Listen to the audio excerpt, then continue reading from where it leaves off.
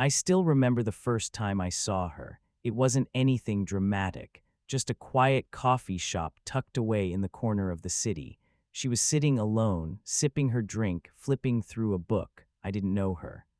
I had no reason to stare, but I did, and I couldn't stop. There was something, maybe the way she moved, the way she tucked her hair behind her ear, or the calm in her eyes like the world couldn't touch her. And just like that, I was gone.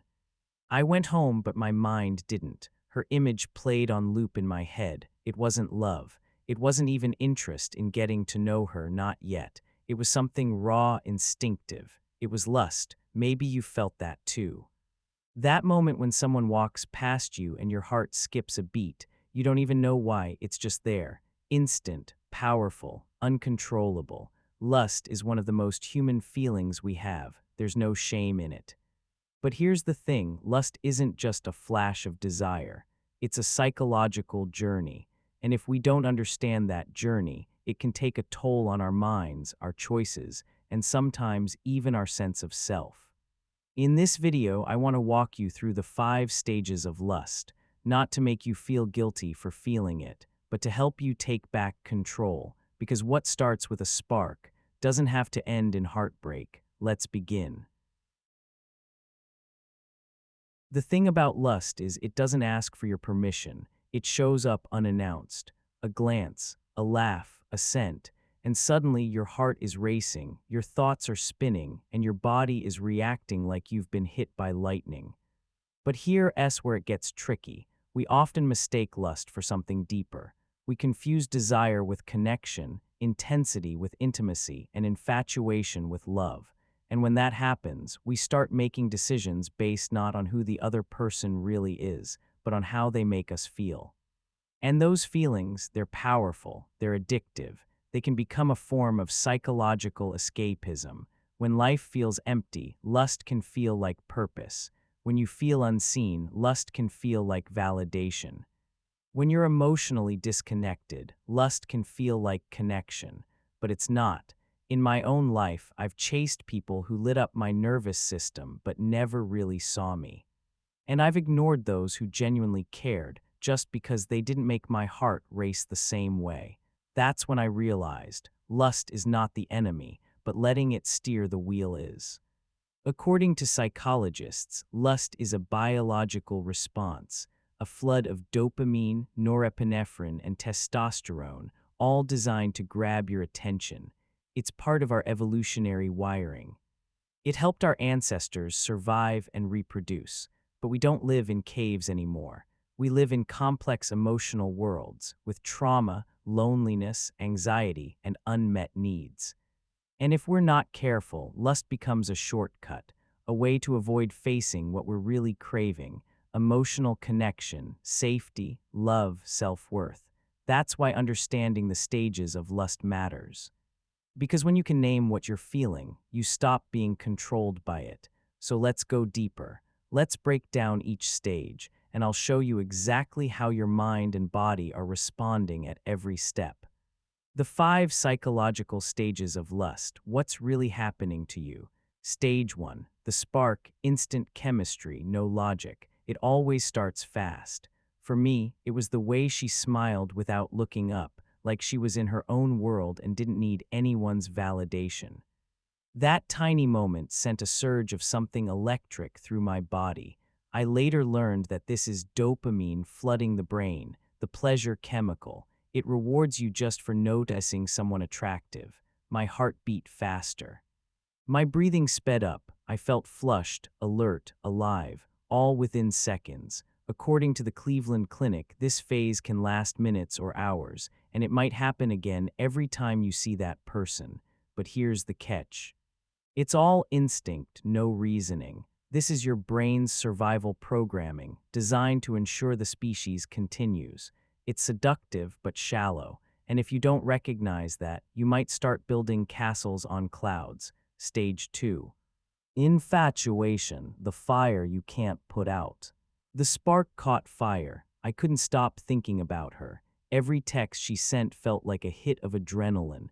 I'd replay our conversations, analyze her emojis, even fantasize about our future.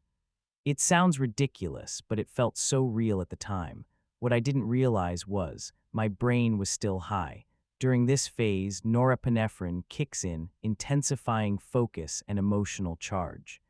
It's why you feel butterflies, excitement, and a sense of urgency. You don't just desire them, you start to imagine a life with them. Vacations, late night talks, a wedding, kids, all with someone you barely know. This is the danger zone because infatuation mimics love, but it's not love. Love grows from knowing. Infatuation thrives on mystery, and I was in deep. Stage 3. Obsession, the fantasy, takes over. There was a point where it stopped being fun. I wasn't just interested, I was obsessed. I'd scroll through old photos of her, replay our short moments together like a movie in my head. I started comparing everyone else to her, and of course, no one measured up. How could they? She had become my fantasy, and the brain was fully complicit. Lust activates the reward system in the brain, just like drugs do. It turns your focus toward one person, creating a loop of craving and imagined fulfillment. At this stage, testosterone and estrogen surge, heightening sex drive and increasing tunnel vision. But here's the problem. You fall in love with an idea, not a person. You ignore red flags. You overlook incompatibilities. Why? Because the fantasy feels better than real life, and sometimes that fantasy becomes a coping mechanism. It distracts you from your own pain, your insecurity, your emotional emptiness. I've been there. I stayed in that loop far longer than I should have, because letting go of a fantasy feels like losing control, like stepping into a reality where you might get rejected, hurt, or disappointed. So you stay, even if it's all in your head. Stage 4, disillusionment, the high starts to fade. Eventually, it hits you. You start to see the cracks, their flaws, your incompatibility, the moments that don't feel quite right. And it stings hard. I remember thinking, was I wrong this whole time? This is the disillusionment stage, where your brain begins to switch gears from craving to questioning. Oxytocin, the bonding hormone, starts to take over, trying to shift you toward genuine connection. But for that to work, you need to face reality. Who is this person, really? And do I still want them without the fantasy? For many, this is where everything collapses, because if lust was the only glue, it starts to peel off under the light of truth. Stage 5, resolution, what comes after lust. This is where you either evolve or exit.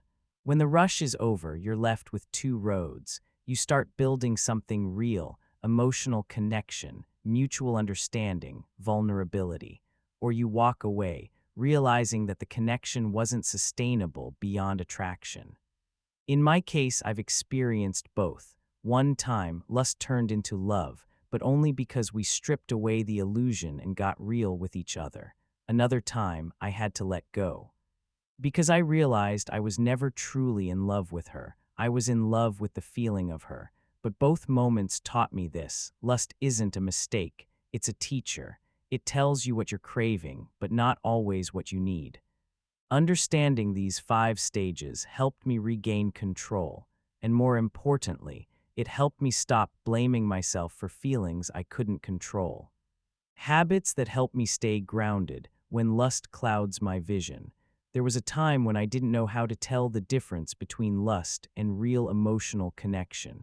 Every intense feeling felt like fate. Every spark felt like a sign. But over time and after some painful lessons, I started building habits that helped me pause, reflect, and choose differently, not from guilt, but from self-respect. If you're like me, someone who feels deeply and intensely, here are some daily practices that change the game. 1. I name the feeling out loud. Sounds simple, but it's powerful. When I feel that magnetic pull towards someone, I pause and say it in my head or out loud. This is attraction. This is lust. This is fantasy, not fact. Naming the feeling creates distance. It gives me a second to step out of the rush and into awareness.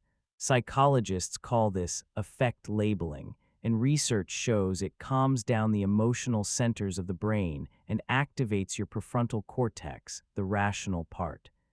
2. I ask myself 3 grounding questions. Whenever I feel overwhelmed by desire or obsession, I write these 3 questions in my journal or just sit with them.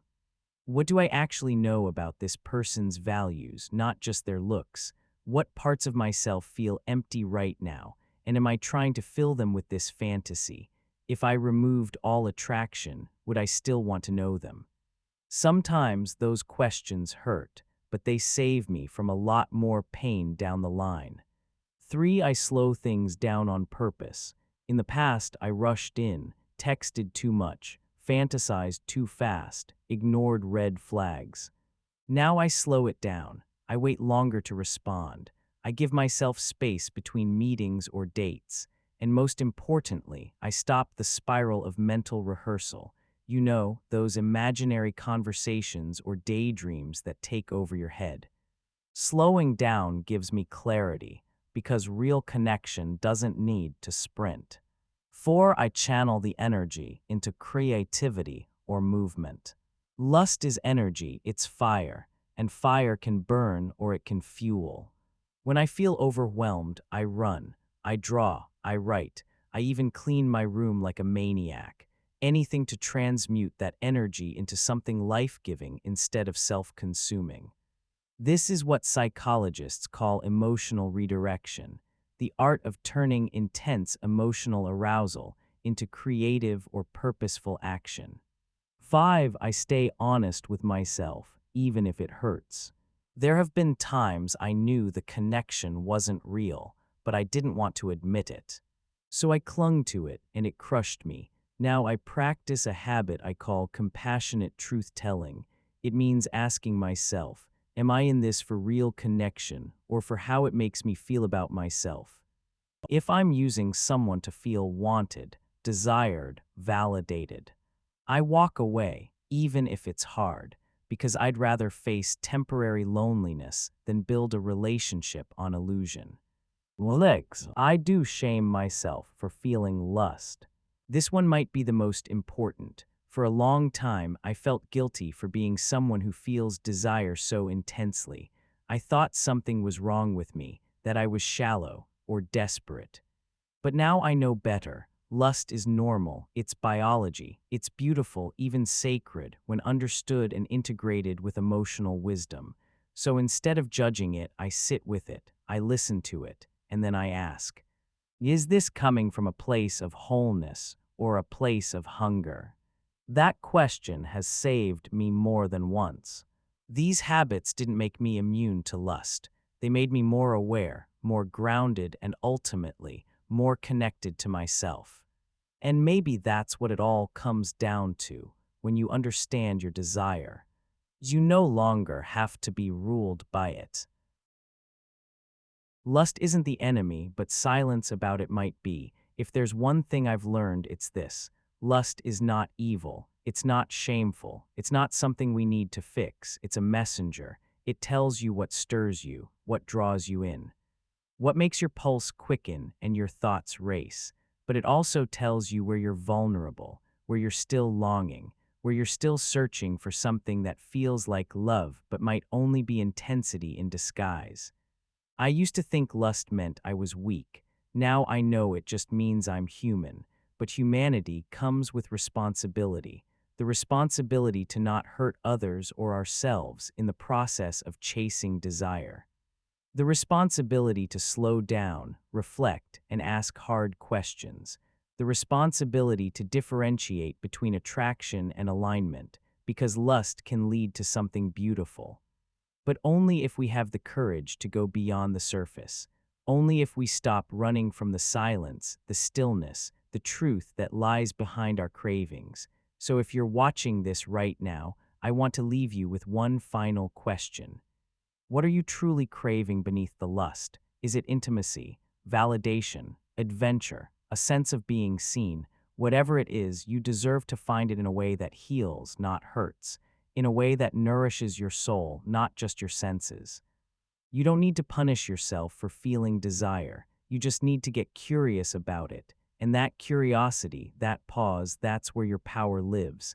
Now it's your turn. Which stage of lust do you find yourself in most often? What habits help you stay grounded when emotions run high? Let me know in the comments. I read every one of them.